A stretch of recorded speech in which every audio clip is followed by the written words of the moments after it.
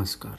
सोमवार को आंध्र प्रदेश के विशाखापट्टनम स्टील प्लांट में पिघले हुए स्टील से भरा एक लैडल बड़ा बर्तन फटने से 8 कर्मचारियों की मौत हो गई और उससे अन्य घायल भी हो गए। यह हादसा स्टील प्लांट के SMS2 और STC3 हीट फैसिलिटी में हुआ। जब बहुत ज़्यादा तापमान पर स्टील ले जा रहे थे तो एक लैडल के फटने से बड़ी मात्रा में पिघला हुआ स्टील लीक हो गया। चीनी सरकारी मीडिया की रिपोर्ट के मुताबिक चीन के राष्ट्रपति शी जिनपिंग ने सोमवार को उत्तर कोरिया के नेता किम जोंग उन से कहा कि वे दोनों देशों के रिश्तों की नई ऊंचाइयों पर ले जाने के लिए मिलकर काम करने को तैयार हैं। सरकारी समाचार एजेंसी शिन्हुआ के अनुसार शी ने किम से कहा, मैं कॉमरेड जनरल सेक्रेटरी के साथ मिलकर करीबी रणनीतिक बातचीत बनाए रखने और चीन उत्तर कोरिया संबंधों को लगातार नई ऊंचाइयों पर ले जाने के लिए काम करने को तैयार हूँ। हाल ही में सामने आई मौतों की जानकारी के बाद इस साल फिलीपींस द्वीप समूह में आए सबसे शक्तिशाली भूकंप से मरने वालों की कुल संख्या कम से कम 32 हो गई है। इस भूकंप के कारण छोटी इमारतें ढह गई हैं और दक्षिणी फिलीपींस में छोटी सुनामी लहरें उठी हैं।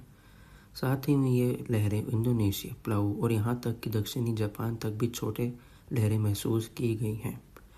जनरल सेंटोस शहर में कुछ इमारतें ढह गई हैं और मुख्य बुनियादी ढांचे को भूकंप से काफ़ी नुकसान पहुंचा है। रविवार देर रात दार्जिलिंग और उत्तर बंगाल के बड़े हिस्सों में आए 5.7 तीव्रता के भूकंप के इस इलाके में भूकंप के बढ़ते खतरे की ओर फिर से ध्यान खींचा है। हम आपको बता दें कि ये दार्जिलिंग की पहाड़ियाँ, तराई, दुराई और सिक्किम समेत लगभग पूरे हिमालय और ऊपरी हिमालय इलाके को भूकंप का सबसे ज़्यादा जोखिम वाले नए जोन 6 में रखा गया है। शुरुआती रिपोर्टों के मुताबिक भूकंप का केंद्र भूटान में था, जो राजधानी थिम्पू से लगभग 19 किलोमीटर दूर है, और भूकंप का केंद्र वाला इलाका दार्जिलिंग से लगभग 170 किलोमीटर दूर है। कनाडा के ब्रैम्पटन में सिखों के सालाना धार्मिक जुलूस नगर कीर्तन के दौरान एक झांकी निकली गई, जिसमें पूर्व प्रधानमंत्री इंदिरा गांधी की हत्या का दृश्य दिखाया गया था।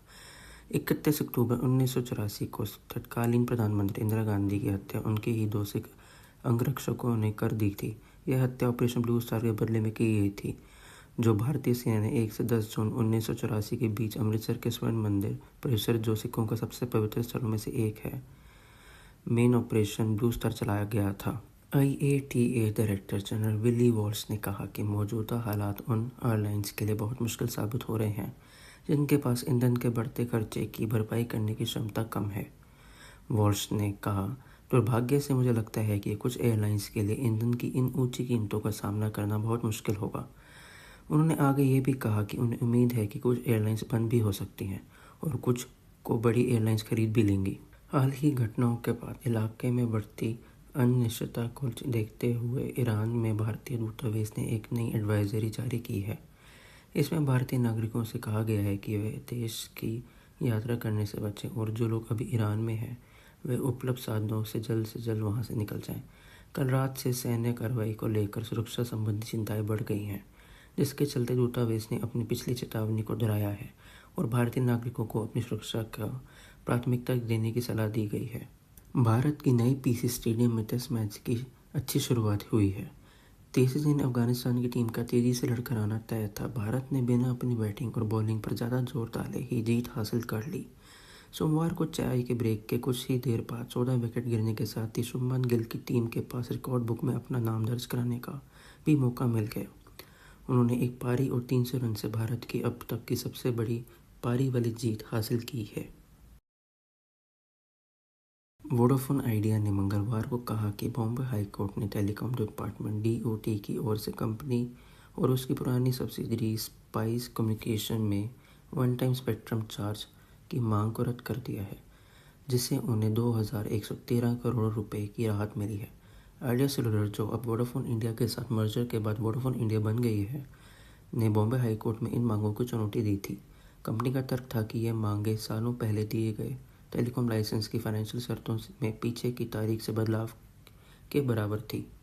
खान सर पर मुसीबतें रुकने का नाम नहीं ले रही हैं। खान ग्लोबल इंस्टीट्यूट के निदेशक फैजल खान उर्फ खान सर के कोचिंग सेंटर पर अब बंद होने की तलवार लटकने लगी है। एक तरफ जहां आपराधिक मामले में केस दर्ज होने के बाद वह लापता है, वहीं दूसरी तरफ बिहार फायर सर्विस की जांच में उनके संस्थान में अग्निशमन मानकों की भारी अनदेखी पकड़ी गई है। फायर सर्विस के DGP मनोज कुमार ने कहा है कि अगर निर्धारित 15 दिनों में भीतर सुरक्षा मानकों को पूरा नहीं किया गया तो संस्थान को बंद करने का सख्त कानूनी कार्रवाई की जाए।